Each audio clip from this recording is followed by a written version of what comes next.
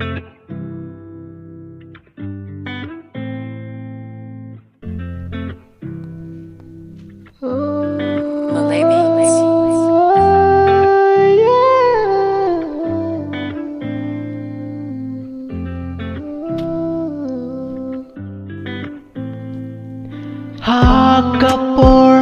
neng kong bang atek siapi Steffi ngakende ban mit bat sngi ngasya yo i ki jing ngeu se jong pi haba pi shan bu story ngam kwa ken ba pi ngeu se nakata kadau ngapen ken ya pi kat ban nang yan ki por shakmat man kasni pi shu jau umat pi shu nam kwa ba pi shu se Steffi ngam kwa ba pi shu jau umat man kasni namar kamen tôi pi peace go say ngam qua pi what skill sister feel what chanya ya u bril u bom ya pi glad ya u pen kmen ya la de what per kat ya pang jong u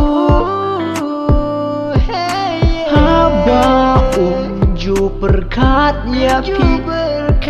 wala da pi siao se kamen to ya pi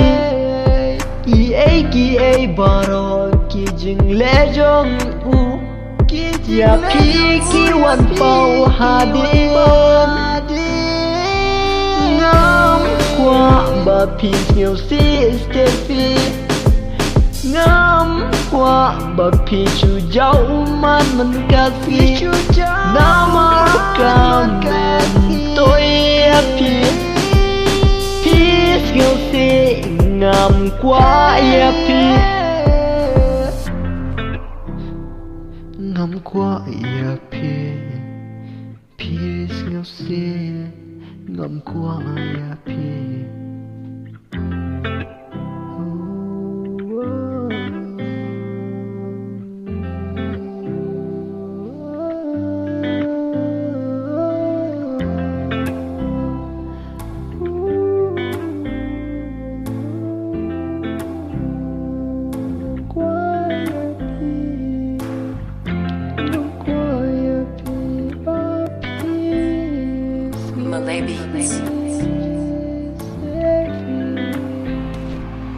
Hakapor